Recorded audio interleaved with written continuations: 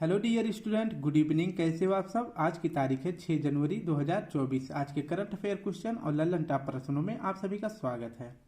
Current affair question में आज हमने ऑप्शन नहीं रखा है, डायरेक्ट आप सभी को जो है आंसर बता देंगे। इसके बाद जितने भी Lallan top question Kumar Gaurav sir के द्वारा करवाए गए थे उन सभी को आज हमने कलेक्ट करके रखा है। ठीक है, कल नहीं कर पाए थे क्योंकि कल काम होने के कारण लल्लन टॉप क्वेश्चन नहीं था। अगर इस तरह का प्रश्न अच्छा लगे, यानी कि प्रश्न के साथ डायरेक्ट आंसर और जो 3 ऑप्शन मैंने नहीं लिखा है, अगर ऐसा अच्छा लगता है तो मुझे कमेंट करके बता देना। मैं कल से इसी तरह का वीडियो लेकर आऊँगा। ठीक है, तो चलिए शुरू करते हैं। अगर आप सभी को इसका पीडीएफ चाहिए तो मेरे टेलीग्राम लिंक से ज्वाइन हो जाएं, मैं वहाँ पे इसकी पीडीएफ डाल दूंगा। तो पहला प्रश्न है, हाल ही में किस देश के ज्वालामुखी माउंट लेबोटोबी लाकी में भयंकर विस्फोट हुआ है। तो आपको बताना है कि यह ज्वालामुखी माउंट लेबोटोबी लाकी यह किस देश में है जिसमें अभी हाल ही में विस्फोट हुआ है। तो आपका सही जवाब हो जाएगा, यह ज्वालामुखी है इंडोनेशिया में। ठीक है, तो यह ज्वालामुखी का संबंध हो जाता है इंडोनेशिया में, जिसका नाम है माउंट लेबोटोबी लाकी। अब इसके बाद देखते हैं, ज्वालामुखी माउंट लेबोटोबी लाकी यह किस द्वीप पर है। तो यह इंडोनेशिया के फ्लोरेंस द्वीप पर स्थित है। इसके बाद है कुछ महत्वपूर्ण बात इंडोनेशिया से, जैसे इंडोनेशिया की राजधानी का नाम है जकार्ता और अभी जो है इसकी नई राजधानी बनने वाली है नुसंतारा, क्योंकि 2050 तक ऐसा अनुमान लगाया जा रहा है कि इंडोनेशिया की राजधानी जकार्ता पानी में डूब जाएगा, इसलिए इंडोनेशिया की नई राजधानी होने वाली है नुसंतारा। इसके बाद जकार्ता में ही आसियान का मुख्यालय है, आप सभी को पता है। और आसियान का जो 11वां सदस्य देश बना है उसका नाम है तिमोर लिस्ते, TL यानी तिमोर लिस्ते।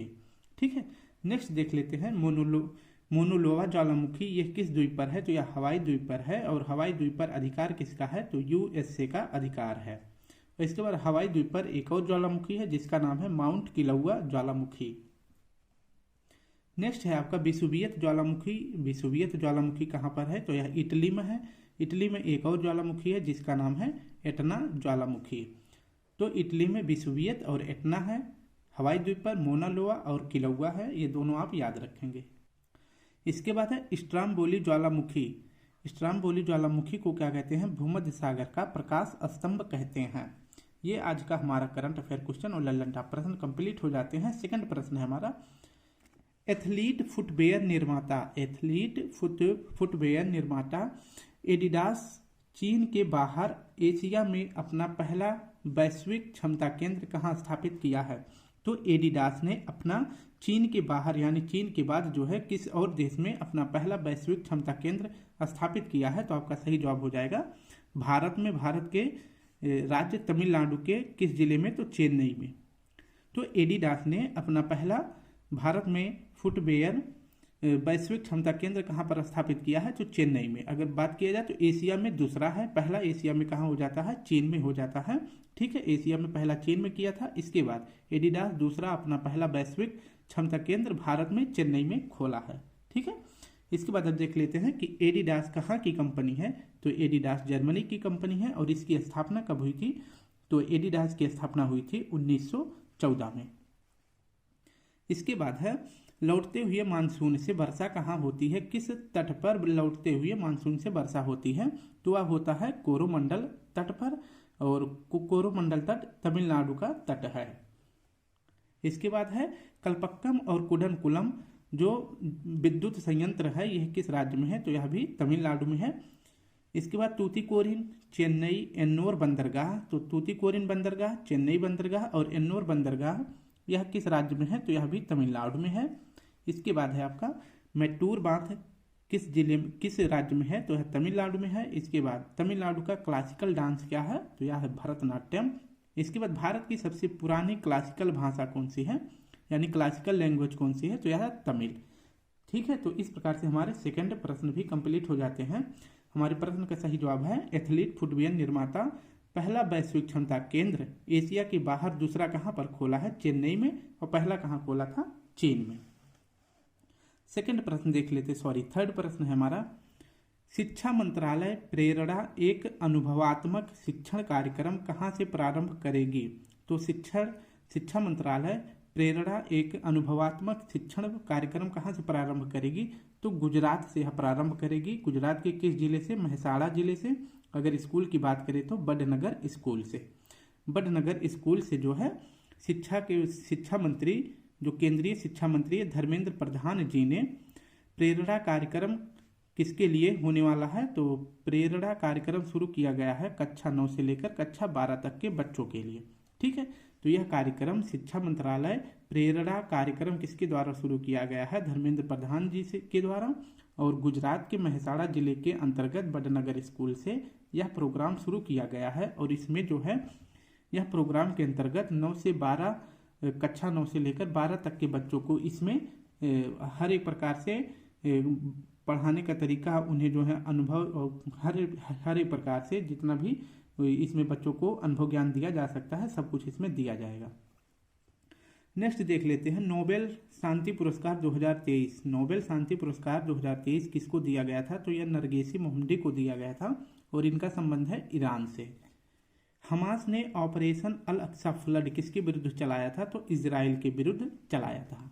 ठीक है, और इजराइल ने फिर जो है घूमकर किसके हमास के विरुद्ध कौन सा ऑपरेशन चला दिया था? तो ऑपरेशन स्वाड। ठीक है, ऑपरेशन आयरन स्वाड जो है इजराइल ने हमास के खिलाफ चलाया था और हमास ने जो है ऑपरेशन अल अक्सा फ्लड इजराइल के खिलाफ चलाया। नेक्स्ट आपका 19वें एशियाई खेल में जो है भारत ने कुल कितने पदक जीते थे? तो 107 पदक जीते थे और इसके साथ जो है भारत की रैंक थी 4थे नंबर पर भारत अपना था। नेक्स्ट है आपका अभ्यास चक्रवात। यह किसके द्वारा किया गया है? तो भारतीय नौसेना के द्वारा किया गया था और किस राज्य में? तो गोवा में किया गया था। ठीक है,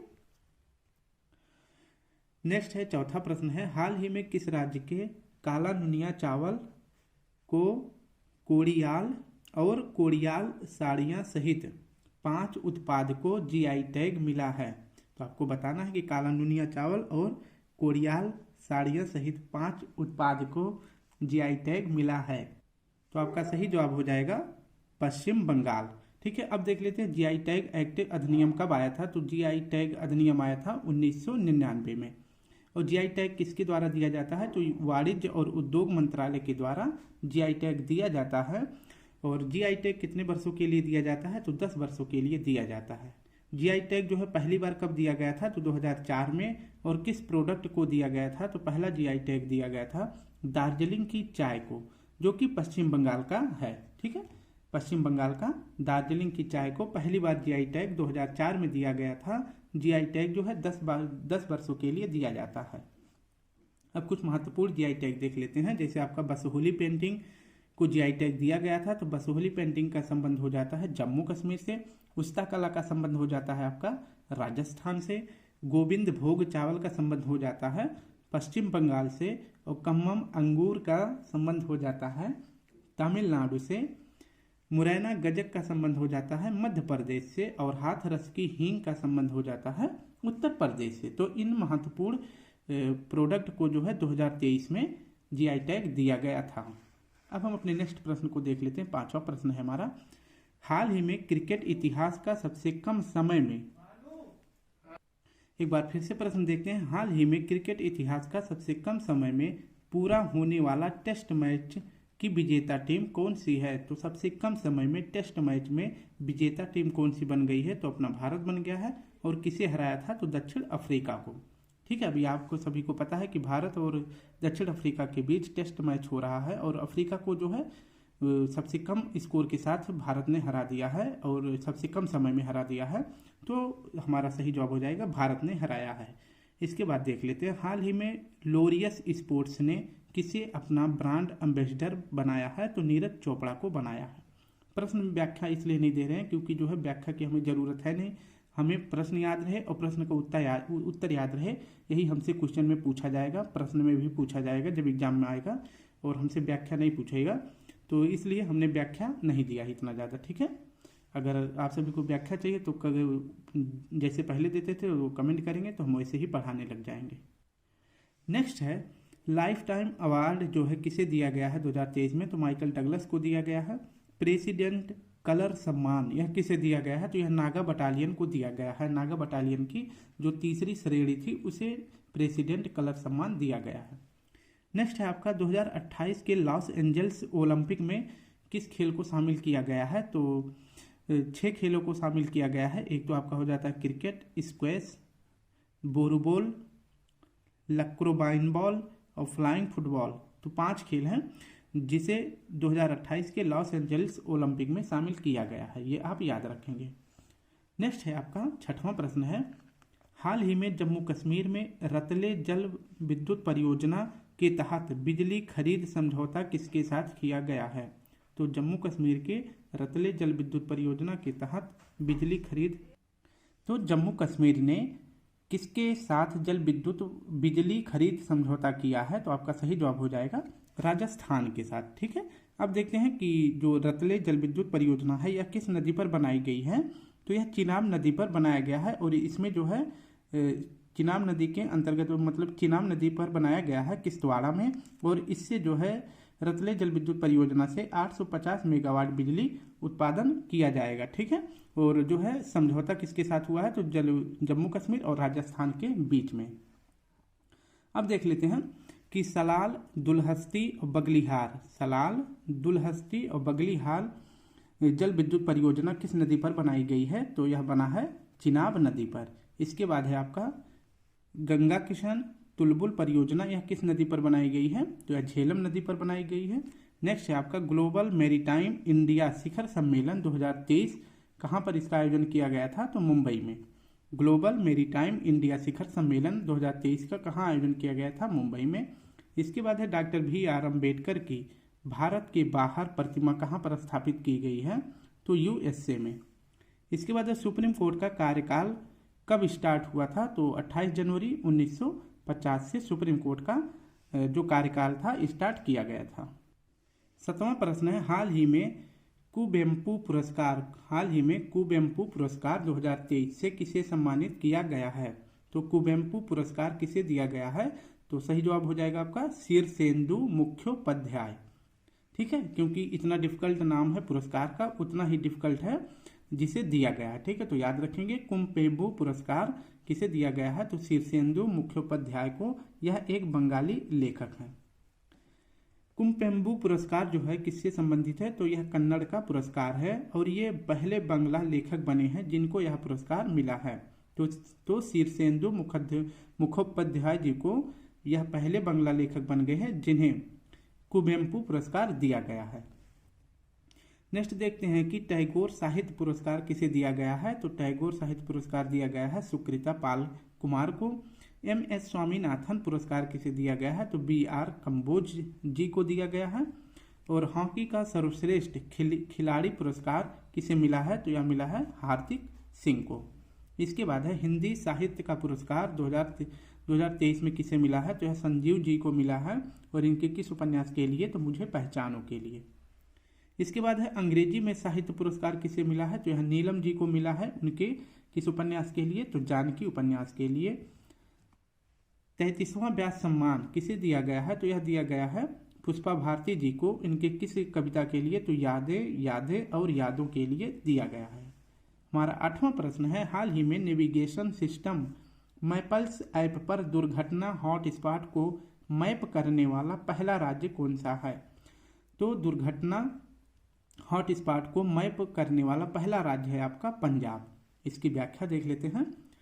784 जगहों पर जहां पर दुर्घटना होने की संभावना है वहां पर हॉटस्पॉट को ब्लैक स्पॉट के रूप में चिन्हित किया गया है। तो ऐसा करने वाला पंजाब पहला राज्य बन जाता है। ठीक है, अब जहां जहां पर दुर्घटना होने की संभावना है उन्हीं जगहों पे जो है हॉटस्पॉट शब्द मतलब हॉटस्पॉट जैसे स्थान दे दिया जाएगा कि वहाँ पे जो है सावधानी ज़्यादातर बरती जाए, वहाँ पे CCTV वगैरह सब कुछ लगा दिया जाएगा। तो इस प्रकार से जो है दुर्घटना संभावित क्षेत्रों पर हॉटस्पॉट को मैप करने वाला पहला राज्य बन जाता है पंजाब। ठीक है, और पंजाब के CM कौन है। तो भगवंत मान जी है।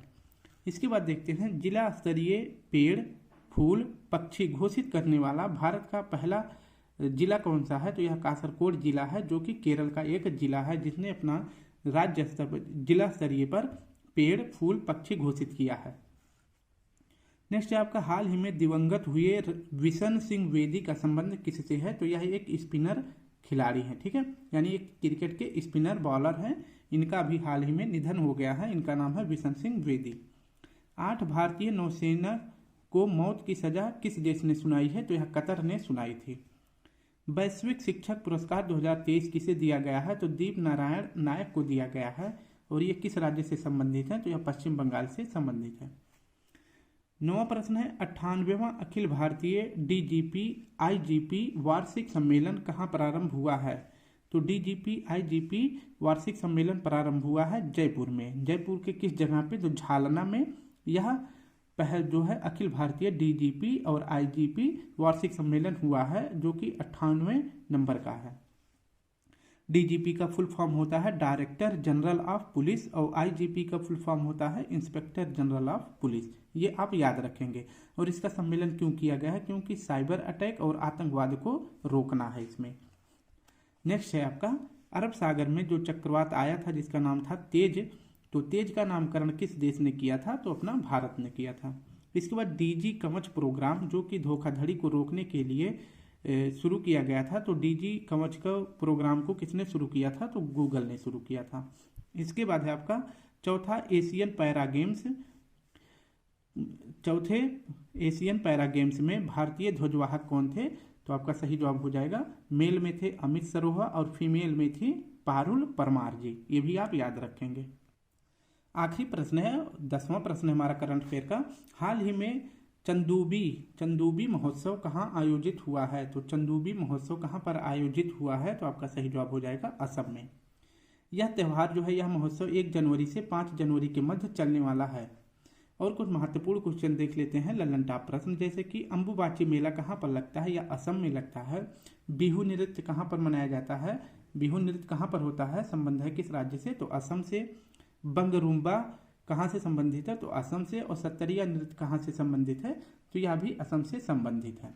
इसके बाद देखते हैं शेर जिसने चांदनी पी ली, यह आत्मकथा किसकी है? तो एस सोमनाथ जी की है, जो वर्तमान में इसरो के हेड है। इसके बाद चौथा एशियन पैरा गेम्स में भारत ने कितना गोल्ड मेडल जीता था? तो 28 गोल्ड मेडल जीता था। और टोटल पदक की बात करें तो 111 पदक जीतने के साथ जो है भारत की एशियन पैरा गेम्स में 5वीं रैंक थी। एसबीआई के ब्रांड एम्बेसडर कौन बनाए गए हैं? तो एसबीआई के ब्रांड एम्बेसडर बनाए गए हैं MS धोनी। ठीक है, इसे आप याद रखेंगे। तो स्टूडेंट ये हमारा 10 प्रश्न और उसके साथ लल्लन टॉप क्वेश्चन है। एक बार फिर आप सभी को याद दिला दें, अगर इस प्रकार से आपको प्रश्न अच्छा लगे करंट अफेयर का प्रश्न और डायरेक्ट उसका आंसर, और ज़्यादा व्याख्या नहीं रहेगा क्योंकि हमको व्याख्या की ज़रूरत नहीं है। अगर आप सब जैसा बोलेंगे तो ऐसा कर देंगे। तो प्लीज़ कमेंट बॉक्स में ज़रूर बताएं। तो कल फिर मिलते हैं। आज के लिए आप सभी को प्यारा सा जय हिंद, जय भारत एंड गुड नाइट।